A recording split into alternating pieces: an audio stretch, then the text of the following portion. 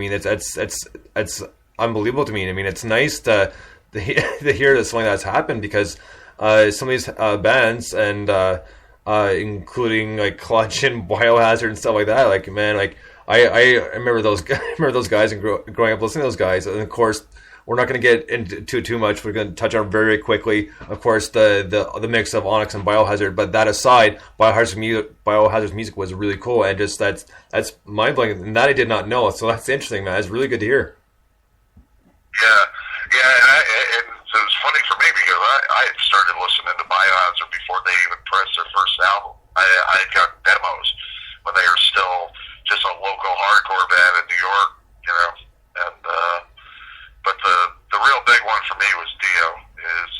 I've been a lifelong fan of Dio, and most everything he's done, and his voice was so incredible. And even live that night, and now he's not with us anymore. Yeah, R.I.P. man. He was a great man and a great musician. But that's impressive, Will. And you pretty much answered my question I was going to lead into, talking about your shows in Atlanta. You guys said you're struggling a little bit. I was just about to ask, like, how has your reception been? How have people taken to the band so far? Well, we've got some pretty hardcore fans, but they've been pretty few so far. A lot of the bands around here have a tendency, or at least what we've experienced, and I'm not dissing anybody. I'm not saying there's anything bad really about it, but a lot of the bands kind of play with each other a lot, and it's been hard. Especially, none of us are from here. I'm like I said, I'm from upstate New York.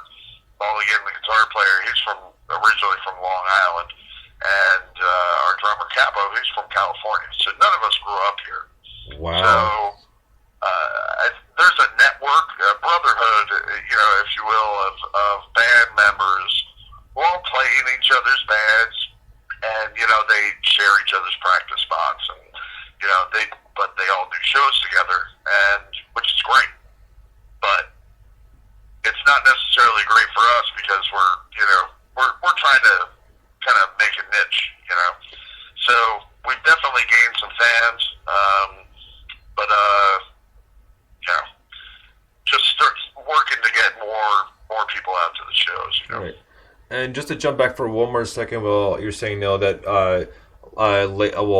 in the past while that people kind of like who they like and they're not going out as much. You're not the first one to say that, and you have a very good point. And another band I talked to pretty much said the same thing, because he mentioned that people are getting a little bit lazy because everything is pretty much, right at your fingertips. So it kind of makes some people more introverts and extroverts kind of staying at home and just doing that and not going to a live show. Myself personally, like I told these guys, I'd much rather be at a live show than just listen to a stream or, listening to music online is fine, fair enough. But, once I hear it, I want to go out, I want to see it live. I don't want to stream it live. I want to be there, like, front and center to see the band play live. Yeah. Well, there's another aspect to that. And, I agree, while it's easier to do all that, but even if you're the most ardent fan of being in a live venue and listening to a live band, the other problem is it's getting, people are becoming more paranoid about going out and having a good time in a club because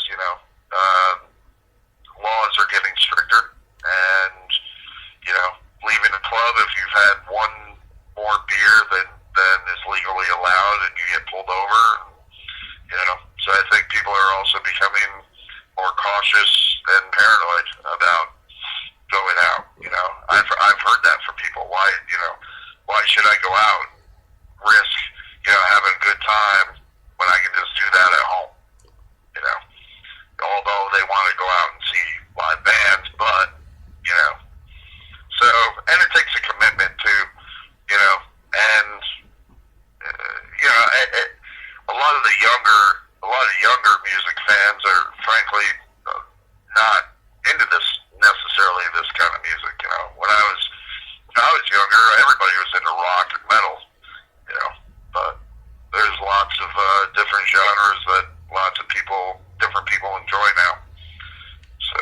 Yeah, you're no point taken, and you're right. But it was the same thing with myself growing up. I mean, I was born literally the tail end of the '70s, but so growing up, I was kind of starting to listen to music and going through like the we'll call it the somewhat kind of we'll say quote unquote glam rock bands, but there are also some good metal bands in there. I mean, still to this day, even though I'm not a big fan of their newer stuff, and Justice for All, Metallica's album, is still one of my all-time favorite albums. Oh yeah, I remember the day that came out. So yeah, I hear you.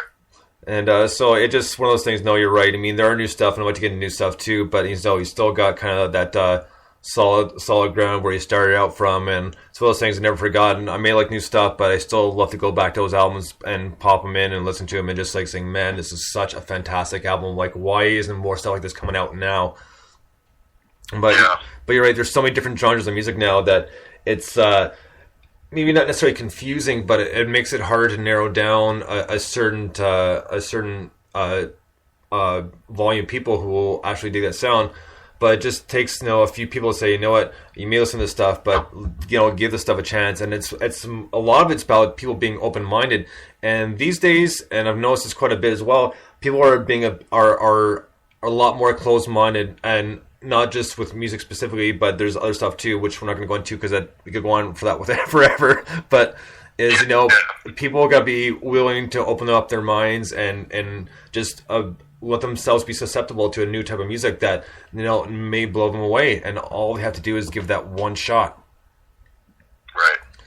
All right, so we're going to take a quick break on that, and we're going to listen to another one off of Big Black Bus. This is Kingmaker by MuckRaker.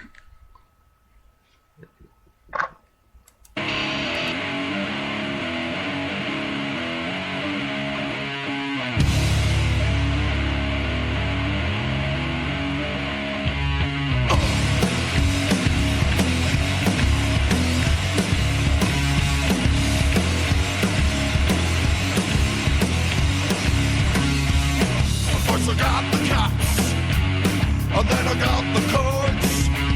I had to get the church, I guess I fooled the poor. My heart removed long time ago, and that's fine with me. It lets me crush my enemies without the thing. I am the Kingmaker.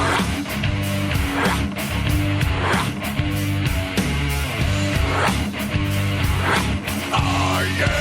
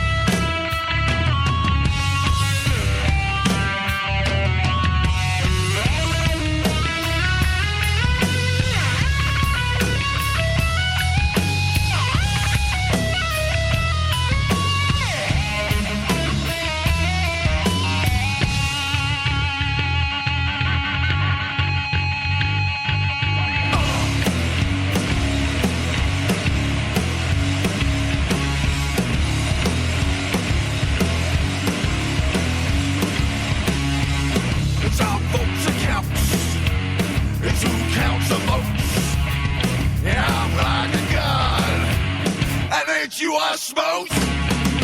My heart removed long time ago, and that's fine with me. Here lets me crush my enemies with apathy. I am the kingmaker.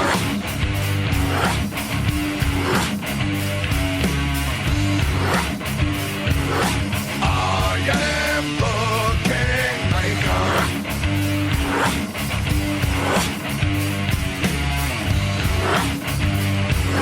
Oh, yeah.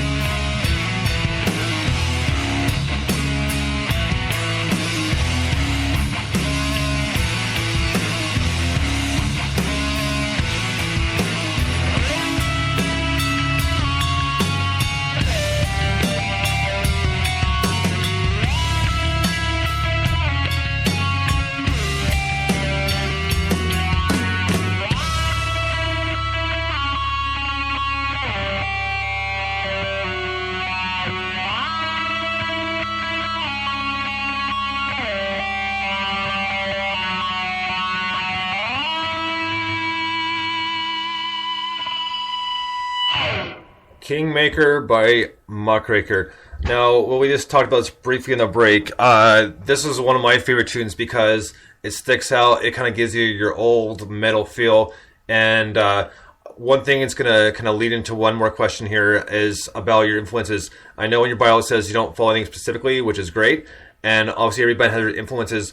But the one thing I did notice is the last minute or so, the couple breakdowns, at least the guitar, remind me of a lot of Black Sabbath, which is actually really cool. Yeah, probably the reason why I even play metal or ever have is because of Black Sabbath. My mother always used to say when I was in high school, she was like, "Man, if you would pay as much attention in school as you do, that with knowing everything about Black Sabbath, things would be different for you." I've always been a major Black Sabbath fan, and the Ozzy one, the Dio one, a little bit of the Gillian with Born Again, but yeah, I love Black Sabbath, and they were the first heavy metal band. And that's the majority of my influence comes from that. Well, and the one other thing is, not the lyrics, but just kind of breakdowns of your vocals remind me of a band. I'm not sure if you heard of them. Don't think they've done anything for a long, long time. And it used to be one of my favorite bands. It was Life of Agony. Really? Yeah, man. Really? That's interesting. I've heard a lot of comparisons. Anything from Rollins, which I was also a big fan of. Oh, Black Flag, man. Oh, absolutely, for sure. Yeah, well, Rollins on his own. Rollins band. But yeah, Black Flag, Rollins. Sounds of Silence, man. Best Rollins album. What's that? I said Sounds of Silence is the best Rollins album. Yes, I concur. But everything from Rollins, the guy I work with thinks I sound like the singer from Sacred Right, which I don't necessarily agree with. But I've heard Down, Phil Anselmo. Oh yeah, man. My voice isn't anywhere near his capacity, but he's actually one of my more recent influences as in terms of voice.